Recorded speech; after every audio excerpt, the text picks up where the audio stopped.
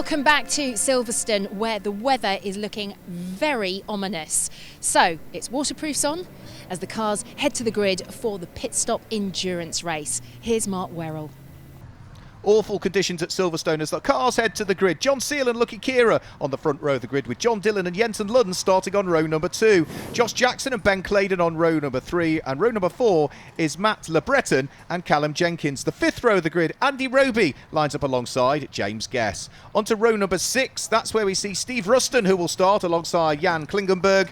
Row number 7, there'll be a gap where Steve Burt should be. He won't take part in the race, so it's just Stephen Walton on his own. Row number 8 is James Simons and Alex Stevenson. Row 9 is Chris Murphy and David Franklin. Row 10 is Andrew Gord and Emmanuel Vinker. It's Patrick Collins and Craig Wilkins who goes off the back of the grid. Watch out for his progress in the race.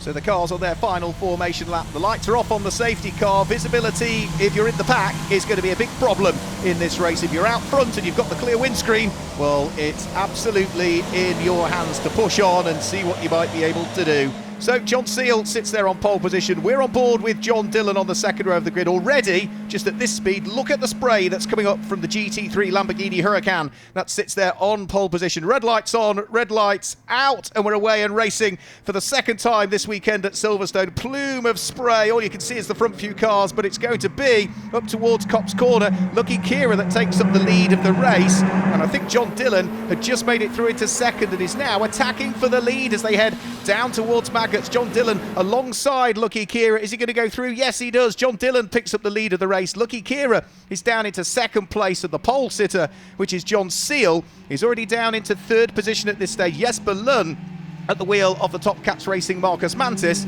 sits there in fourth place, but is under attack from a pair of Team Harginettas that are either side of him by the look of things as they feed their way out of Chapel and on towards the Hangar Straight for the first time. So John Dillon leading the race. He's the man with the clear windscreen. Lucky Kira jinking out from behind the spray of the Ferrari 488 that lies ahead just to try and get some clear visibility. There goes John Seal in the Lamborghini, and everybody wanting to be fourth. And by the look of things, sweeping his way around the outside goes Callum Jenkins there at the wheel of the Team Harginetta in towards the braking area for the Vale for the first time. John Dillon, who will hand this car over to the pro driver Aaron Scott for part 2 of the race, whereas Lucky Kira will hand it over to the pro Ross Wiley. Now John Dillon has a 20-second success penalty to serve in the pit lane. Lucky Kira, giving way to Ross Wiley, will be stationary for 5 seconds less, only 15 success seconds for that particular car, and that always comes into play come the pit stops in these pit stop races that we have, 2 of them over the course of the weekend. One today, one tomorrow to look forward to. Just look at the spray that the drivers are having to find their way through at this stage, plus of course any standing water around the track. That will more than get your attentions on this Silverstone Grand Prix circuit. Great fight going on for what will be 5th and 6th position. That is Jensen Lund at the wheel of the Top Cats Racing Marcos Mantis, who is under pressure from the Team Harginetta, which is in the hands of Josh Jackson for this first part of the race. The number 67 car will be handed over to Simon Orange for part 2. So they sprint their way down the Wellington Straight. Almost need them, don't you, in this weather, in towards the braking area for Brooklands. John Dillon, who has gone so well so far this season, had a great weekend of racing at Snetterton, partnered up with Aaron Scott.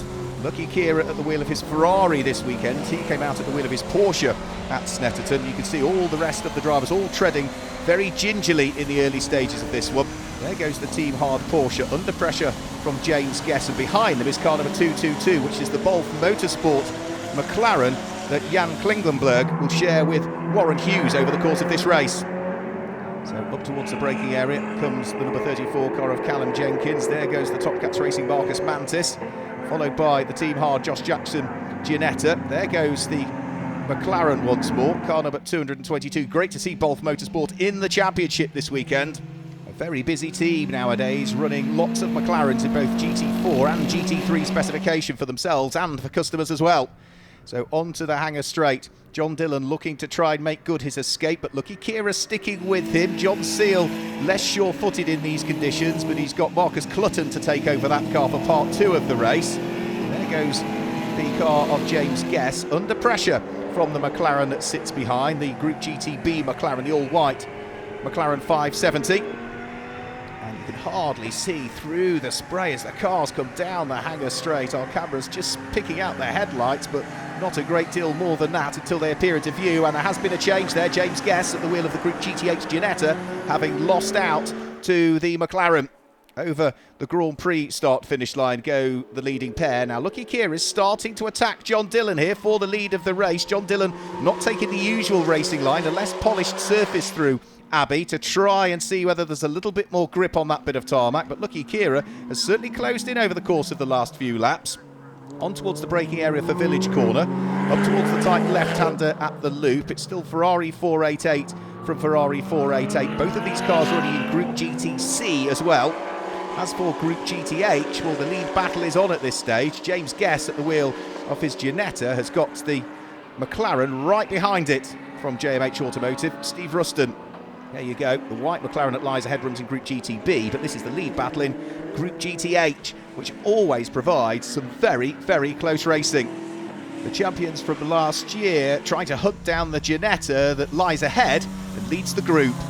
As for the overall race lead and the lead of Group GTC, John Dillon still managing to just keep at bay the aspirations of Lucky Kira, who's got close on a couple of occasions but hasn't really had the opportunity to work his way through into contention for the lead of the race. So still these two cars battle for the lead, and still they are opening up the gap between themselves and John Seale's Lamborghini Huracan that leads Group GT3 and is third overall in the race. They splash their way up towards Maggotts Corner. You can see the spray being thrown into the headlamps of Lucky Kira's car. John Dillon not needing the windscreen wiper hardly at all, as he, of course, is the only driver in the field with a clear windscreen.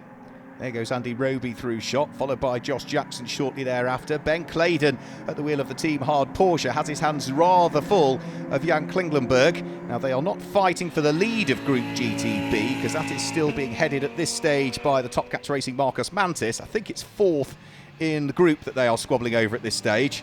But it's a good little fight going on between the Porsche and the McLaren as they feed their way through Beckett's and then start to work their way out of the final right-hander at Beckett's and then onto their very important Chapel Curve. It's so important to get cleanly off that last section of Beckett's and onto Chapel Curve, because you carry all of that momentum down the Hanger Straight. The race leaders just threading their way through the Vale and up towards Club Corner. Still John Dillon leading the race for Scott Sports, the Ferrari 488 that runs in challenge specification, under pressure from the identical car but prepared by Simon Green Motorsport of Lucky Kira. Lucky Kira looking for the lead of the race as John Dillon takes that wide line again through Abbey, trying to seek out the less polished tarmac, and it's just about working for him. But Lucky Kira here is within touching distance to maybe have a quick go for the lead of the race. Nothing doing as they head round through Village Corner. Is he going to have a go at the loop? No, he sits behind and then I think is just about going to try and squeeze his way through side by side as they head up towards Aintree, which is where they're going now. And Lucky Kira through Aintree Corner puts himself into the lead of the race as we ride on board with a car that's now down to second.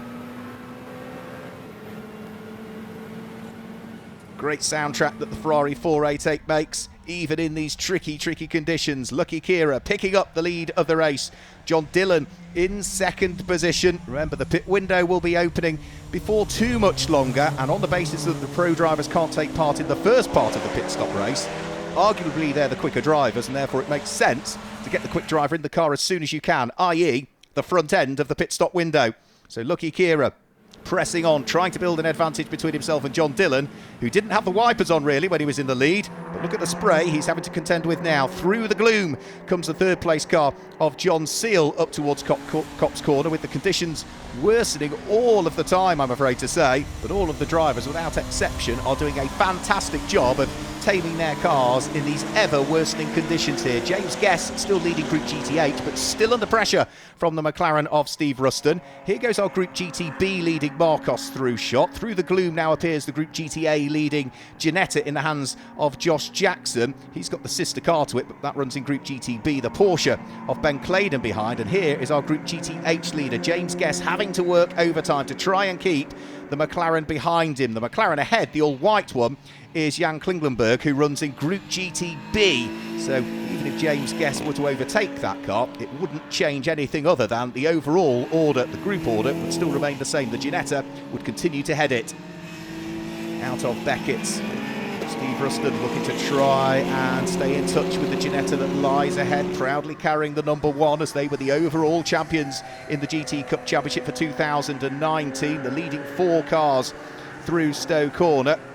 5th and 6th place cars appear out of the gloom with the rain continuing to fall and the puddles starting to form on the circuit, but also the spray just hanging around in the air as well. It's just not dispersing at all, which makes it seem even gloomier than it actually is. There goes the Whitebridge Motorsport number 72 Aston Martin GT4 of Chris Murphy. That runs in Group GTH.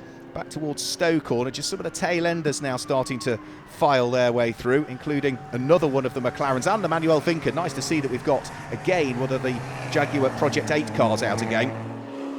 Here towards us comes Josh Jackson, Ben Claydon behind him, then Jan Klinglenberg, and then the number 82 Ginetta, which is James Guess, who still continues to lead Group GTH. And if anything, has got a bit more daylight between himself and the McLaren of Steve Ruston that sits behind. And all of these cars are fighting for positions from sort of 6th down towards and just outside of the top 10 places. There goes Jan Klinglenberg, who'll hand the car over to the hugely experienced Warren Hughes, who did great things during his single-seater career and then, of course, went on to race at Le Mans and in the British Touring Car Championship as well. Great to see Warren in the championship this weekend. There goes the Top Cats Racing Marcos Mantis, still leading Group GTB. Then the Group GTA leading Ginetta of Josh Jackson doing great things. Then the lead battle for Group GTH, all filing their way through shot. Further down through the order, there's fights going on as well. That's David Frankland, who is having a great little battle with Alex Stevenson, sharing with the pro driver James Kellett, the former Ginetta champion this weekend. Car being run by Century Motorsport. And here, off the back of the grid, is the number 80 Ginetta trying to get past Andy Roby's BMW. This is Craig Wilkins, arguably one of the front runners in Group GTH, but had to start off the back of the grid, I'm afraid to say, and is now working his way from 22nd position on the grid where he started, and is starting to carve his way through the order. The man from the West Midlands. There he goes, splashes his way through Copse Corner, feeds the power in. They'll be short shifting as well in these conditions, and then disappears into the gloom as over the Grand Prix start-finish line comes Lucky Kira with now daylight between himself and John Dillon. Since having taken up the lead of the race, he's opened up the advantage, but come the pit stops, this could all play into the hands of John Seal in the Lamborghini when he hands over to Marcus Clutton, because the leading pair of Ferraris have success seconds to deal with. 15 for Lucky Kira, the red Ferrari that leads. 20 seconds for the number 61 car of John Dillon, whereas for the Lamborghini of John Seal, no additional time penalty to spend in the pits for him, so he can hand over to Marcus Clutton in the shortest possible time and get that car back out, possibly into the lead of the race. Glorious noise the Smart Track Series Elite Jaguar Project 8 car makes in the hands of German driver Emmanuel Vinca. He thunders the car round through Copse Corner, runs very wide, coming out of the corner, loses the tail end of the Jaguar, which spits him back the other way, and he goes backwards into the barriers, I'm afraid. Such a shame for Emmanuel Vinca. It was all going to plan, and well, all of a sudden just got the car sideways, and there was no recovering it from there. He's out of the race, I'm afraid to say. As for the battle for 4th position, well, it is still the Top Cats Racing Marcos Mantis that sits there in 4th place, leading Group GTB, but closing in on it now is Josh Jackson in the Ginetta, and also the car that's second in Group GTB, the number 78 Porsche, in the hands of Ben Claydon for this race. So the pressure is beginning to just build now a little bit on Jensen Lund, who will hand this car over to Warren Gilbert for part 2 of the race. But the first thing he needs to do prior to that is preserve the position he's in, which is ahead of the Team Hard Ginetta that lies directly behind him. Josh Jackson working hard as poor old Emmanuel Vinca's car is, well, under its own steam, just being pushed away by the marshals. But I think the damage to the tail end of that is still going to spell retirement, I'm afraid. There goes Ben Claydon, still splashing his way around what is Stowe Corner. The Top Cats Racing Marcos Mantis now of Jensen Lund looks to have gapped a little bit more the Ginetta that was putting under pressure a few moments ago, but the two Team Hard cars, the Ginetta and then the Porsche, have got themselves together. So they accelerate their way out of the Vale and up towards Club Corner. This would be the start-finish line for the Grand Prix cars past the wing, but of course we're only halfway around the lap on the configuration that we're running this weekend for the GT Cup Championship. The pit window is now open as well. Now we're going to see a flurry of activity at the front end of the window. James Guess is driving solo with number 82 Ginetta, so whilst he leads Group GTH, he can decide when he wants to dive for the pit lane. The car that's behind him, Steve Ruston, has to consider how much time he wants behind the car and how much John Whitehouse might want, so we'll see whether the cars come in together or whether the strategy has been split differently between the two teams. Into the pit lane comes the race leader. Lucky Kira is in to hand over to Ross Wiley. Also, John Dillon is in to hand over to the pro driver Aaron Scott. I thought the drivers that were sharing with pros would all be in nice and early at the front end of the window. Now remember, the blue Ferrari has an extra 20 seconds to spend in the pits. The red Ferrari has an extra 15 seconds, but this car here, John Seal, giving way to Marcus Clutton, the Lamborghini Huracan. No additional time penalties to worry about. Out of the car jumps Stephen Walton. In jumps Chris Hard at the wheel of the Make It Happen Ginetta. Lucky Kira is just giving a little bit of advice about the conditions, I would suggest, to Aaron Scott before Aaron presses on. The car is prepared by Scott Speed, the team which Aaron Scott owns and runs in the Midlands. And there, past goes the green Lamborghini. So Marcus Clutton has indeed jumped the Ferraris in the pits because he had no success seconds to worry about following their performance at Snetterton. That now means that the car that's driven by John Seal from pole position but lost the lead very early on in the race is now back in the lead of the race in the hands of Marcus Clutton.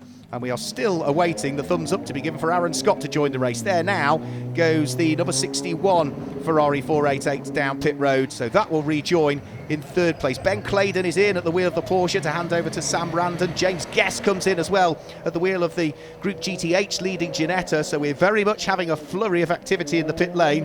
Also the Balf Motorsport McLaren is in just behind this Porsche. That will be Jan Klinglenberg handing over to Warren Hughes, but Marcus Clutton, the light green Lamborghini, at the moment hasn't actually picked up the lead of the race because other cars haven't stopped, but by the time they do stop, it will put this number 55 Lamborghini into the lead of the race.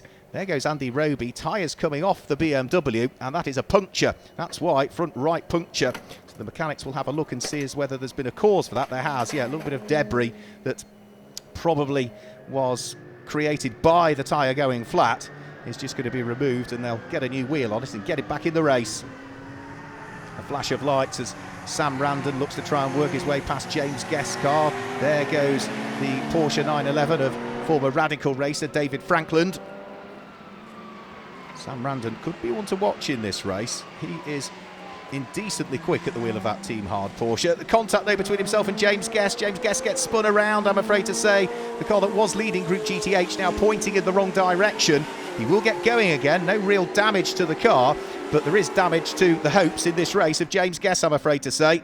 Now everybody has pitted, so through goes the race leading Lamborghini, and the gap back to Ross Wiley in second place is now over 9 seconds. So Marcus Clutton from Ross Wiley, that is the lead of the race as we've now cycled through all of the pit stops. And well, it's all going to plan for Marcus Clutton. That Lamborghini leading the race, still in second, but leading Group GTC importantly, so maximum points in the group at the moment is car number 241, driven so well by Lucky Kira in the first part of the race, and now the Scotsman Ross Wiley is behind the wheel of it. It's pressing on, and also Sam Randon. This is for the lead of Group GTB. Sam Randon goes through it ahead of Warren Gilbert's Top Cats Racing Marcus Mantis, so that now puts the Porsche up to the lead of Group GTB, and the Marcus, which has been in the lead of that group the whole race so far, is now down to second in it.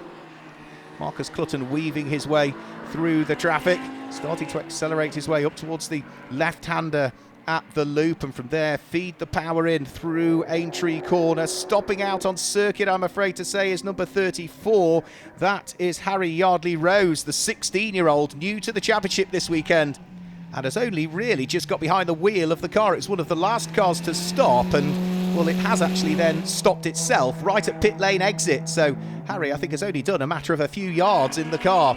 This is now James Guest trying to fight his way back through the order. Simon Orange on board the number 67 Ginetta. They are in different groups. Group GTA for the number 67 car. Group GTH, a full GT4 specification car for James Guest. And well, he's trying to see if he can thread the needle here. He's got a good run coming up towards Brooklands. Should be able to go through. He's got the inside line. And I think surely that will be a change for position now. But Simon Orange has other ideas about it. Braves it out round the outside at Brooklands. Gives him the inside line for Luffield Corner. And despite the very best efforts of James Guest, it all comes to nothing. At least for the moment, he'll have another nibble as they come out on towards Woodcut Corner. But I think for the moment, Simon Orange is more than up to the job.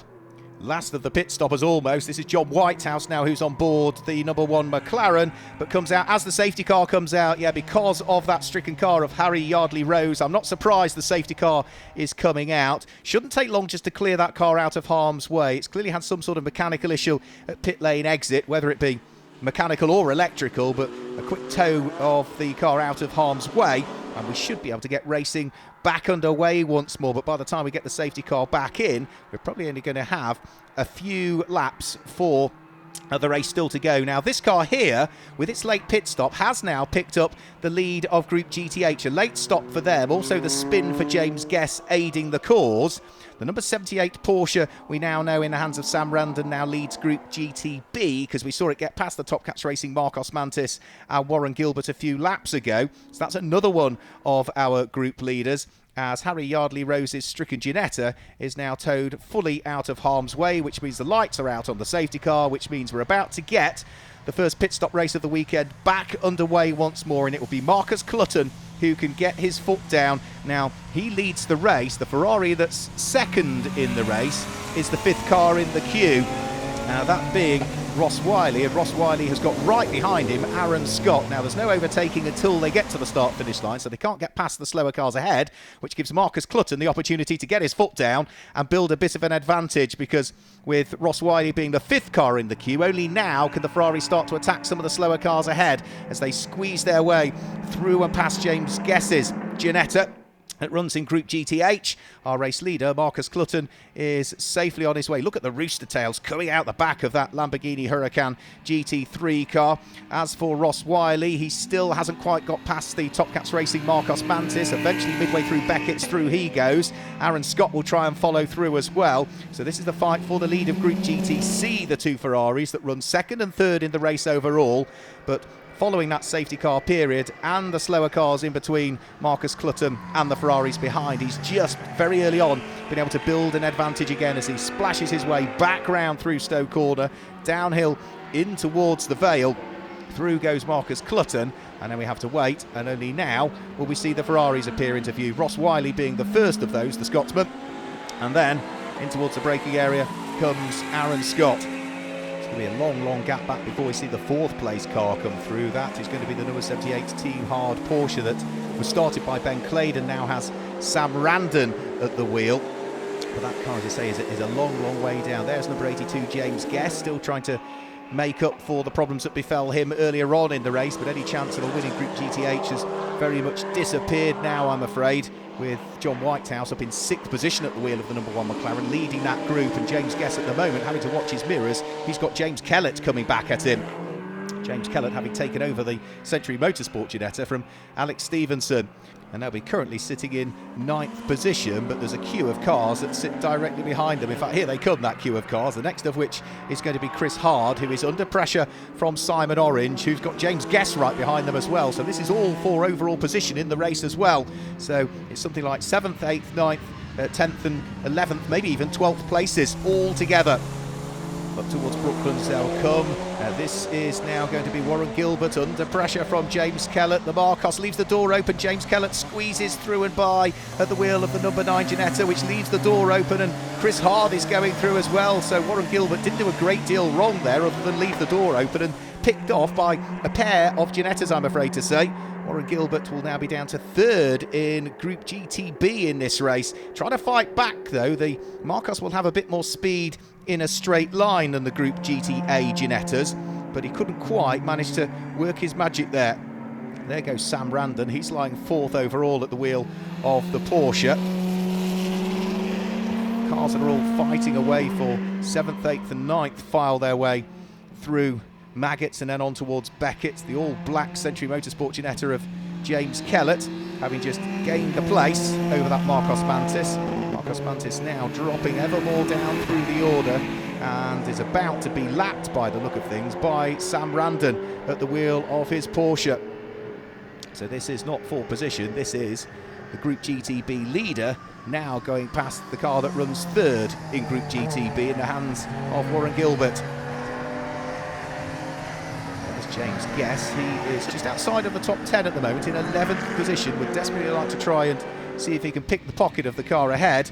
But for Marcus Clutton, the race-leading Lamborghini turns its way in towards Brooklands for the final time. It was started from pole position from John Seal, who fell to third in the race, but they knew come the pit stop window they had 0 success seconds to worry about, whereas the Ferraris would stop for longer in that pit window, and they probably always knew the race would eventually come back to them. Checkered flag flies. It's a win for Marcus Clutton and John Seal in the first of our pit stop races here at Silverstone of the weekend. Over the start-finish line in second place will come Ross Wiley and Lucky Kira at the wheel of their Ferrari, and third place will go the way of Aaron Scott, who brought it towards the checkered flag, and John Dillon, who started behind the wheel of the number 61 car.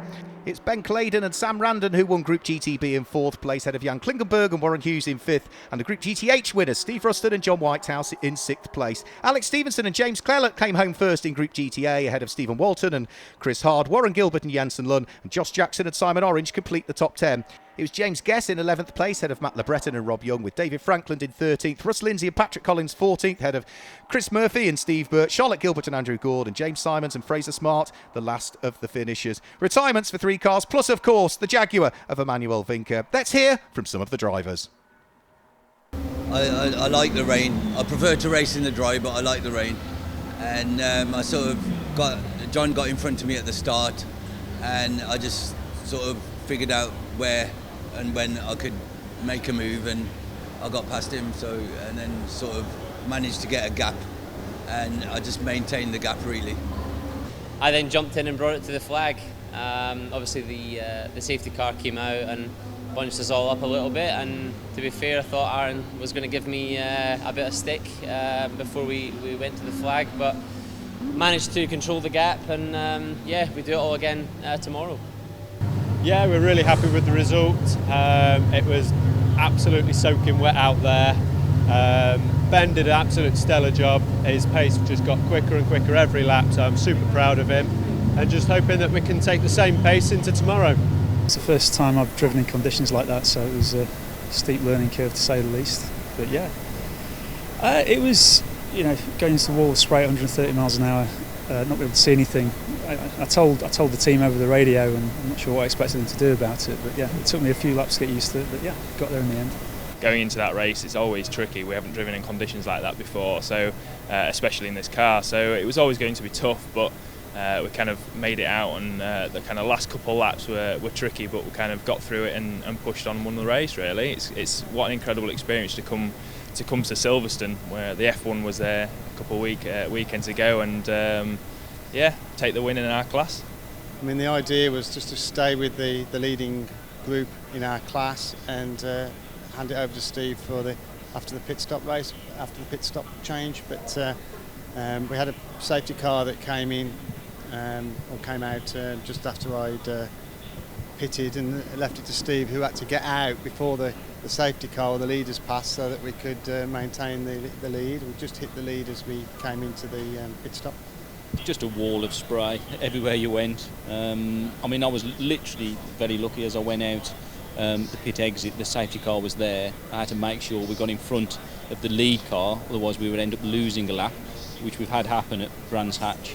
But we actually gained a lap, so we actually ended up a lap ahead of our competition as well. So yeah, it really worked well for us this time. So. And that brings day one's racing to a close. But we'll be back here at Silverstone very soon to bring you all the action from day 2, where we'll be hoping for better weather.